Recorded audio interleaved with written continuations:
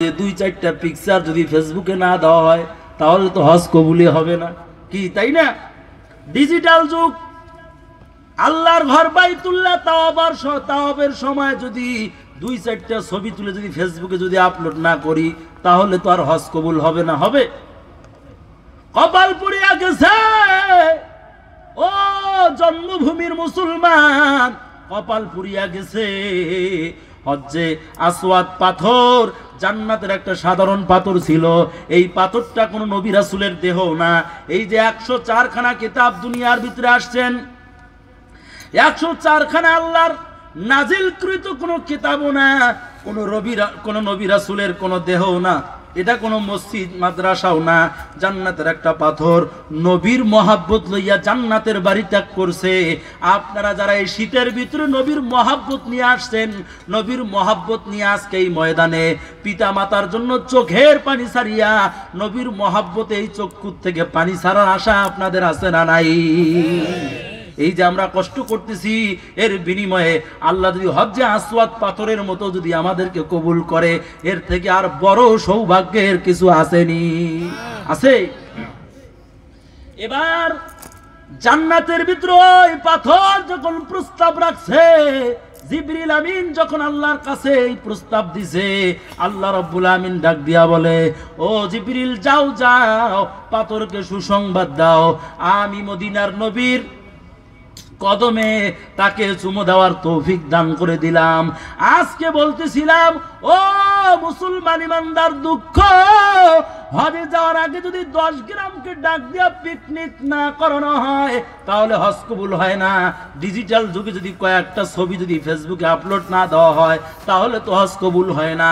মক্কার কিনারায় বাইতুল্লাহ কে যদি কিছু ছবি না দেওয়া হয় তাহলে তো হজ কবুল হয় না।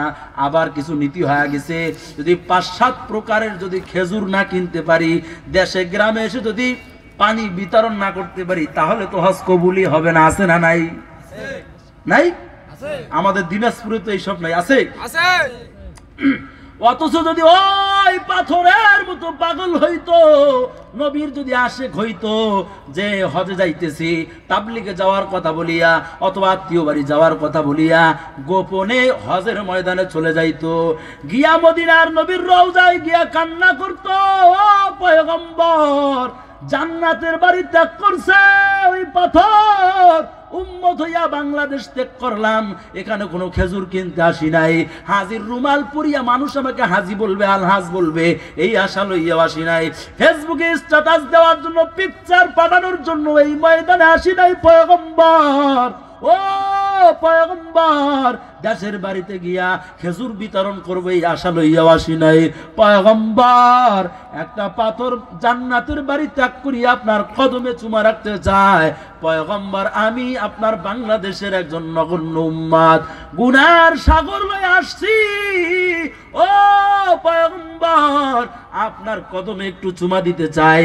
বান্দা যদি দেখে, বান্দা এবার যদি ওই বাইতুল্লাহর কিনারায় দৌড় দেয় আর যদি একবার মদিনার নবীর রওজায় আসে, এইভাবে যদি হজের মৌসুমটা পার করে, ও পয়গম্বর আদর উম্মত, এইভাবে যদি কেউ হজ করে আর যদি আল্লাহর কুদরতি অন্তরে দৃশ্য যদি আসিয়া যায়, আল্লাহর কুদরতি অন্তরে যদি মায়া লেগে যায়, খোদার কসম এমন হাজির জীবনের সব গুনাহ আল্লাহ শুধু মাফ করবে এমনটা না, প্রত্যেকটা গুনাহকে নেক বানাবে এমনটা না, জান্নাতের ভিতরে সর্বোচ্চ মাকাম এই হাজির জন্য আল্লাহ বরাদ্দ করে দেবে। কথা বলেন ঠিক কি না? অথচ আমরা হতভাগা যে আমরা হজের ময়দানে যে এখন আমরা ভাবি যে বিশাল বড় এক হাবা কিনতে হবে, মাথায় সাদা রুমাল দিতে হবে, কালো পট্টি মাথায় দিয়ে হজে গিয়েছি এটা যদি মসজিদে প্রমাণ না করতে পারি তাহলে তো আর হজ হচ্ছে না। এর থেকে দুঃখের আর কিছু আছে? এজন্য ও বাবাজি গো, যাদেরকে আল্লাহ হজে যাওয়ার মতো সম্পদ দান করেছেন, আপনাদের কাজ হবে গোপনে তাবলিগ জামাতে যাওয়ার কথা বলিয়া অথবা আত্মীয় বাসায় যাওয়ার কথা বলিয়া গোপনে হজে চলে যাবেন, নিজের বিবি উঠে আর পাবে না। মদিনার নবীর রওজায় গিয়ে চোখের পানি ছাড়িয়া কান্না করবেন আর বলবেন, ও দার আল্লাহ আপনার নবীর রওজায় আসছি।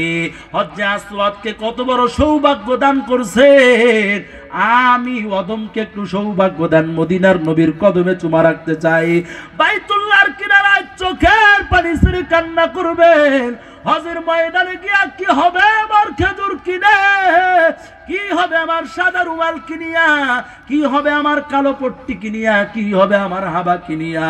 পয়গম্বর আদর উম্মত মদিনায় গিয়ে যদি আমার মদিনার নবী আল্লাহর কাছে আপনার আমার জন্য যদি সুপারিশ না করে, আপনার আমার নামটা যদি মদিনার নবীর রওজায় গিয়েছি মদিনার নবী যদি সন্তুষ্ট না থাকে, এমন হজ করিয়া খোদার কসম আমার জানা মতে যাররা পরিমাণ কোনো লাভ হবে না। লাভ হবে?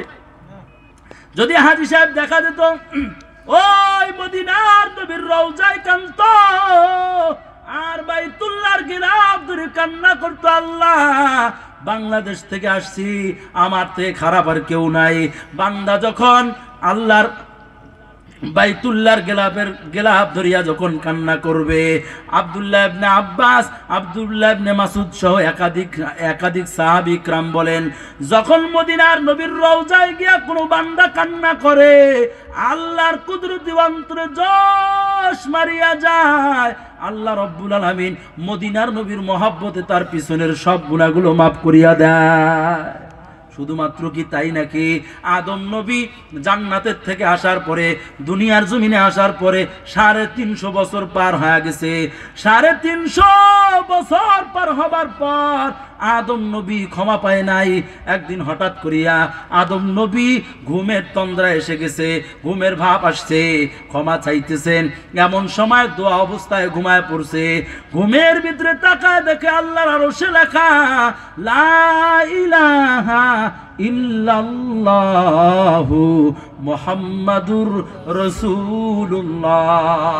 আদম নবী ঘুমের থেকে একটা চিৎকার মারছে, চিৎকার মারার পর আল্লাহকে ডাক দেখো, দয়ার আল্লাহ গো, যেই নবীর নাম তুমি তোমার নামের সাথে লিখে রাখলা, ও দয়ার আল্লাহ সেই নবীর ওসিলায় তুমি আমাকে মাফ করিয়া দাও। আল্লাহ রাব্বুল আমিন 350 বছর পর আদম নবীকেও যেই নামের ওসিলায় ক্ষমা করছেন, সেই নামের নাম হলো লা ইলাহা ইল্লাল্লাহ মুহাম্মাদুর রাসূলুল্লাহ। সেই নবীর মহব্বত নিয়ে এই ময়দানে যারা আমরা আসছি, আমাদের থেকে সৌভাগ্যবান আর কেউ নাই, আসেনি। মদিনার নবী কেমন দামি, মদিনার নবী কেমন দামি ভালো করে বুঝো। উম্মত হইয়া আজকে মদিনার নবীকে চিনতে পারি নাই। মদিনার নবী উহুদের ময়দানে গেছে। ও যুবক ভাই গো, মদিনার নবীকে বেঈমানরা দেখছে যদি মুহাম্মদকে বিদায় দেওয়া যায় তাহলে আর ইসলাম সামনে এগোতে পারবে না। তারা বেহুশ হয়ে গেছে, যুদ্ধের ময়দানে পাগল পারা হইয়া আপনার আমার নবীকে দুনিয়ার থেকে বিদায় করবে। তাদের মাথায় এটা আসছে যে মদিনার নবী মুহাম্মদকে যদি বিদায় দিতে পারি তাহলে ইসলাম এখান থেকে শেষ। তাদের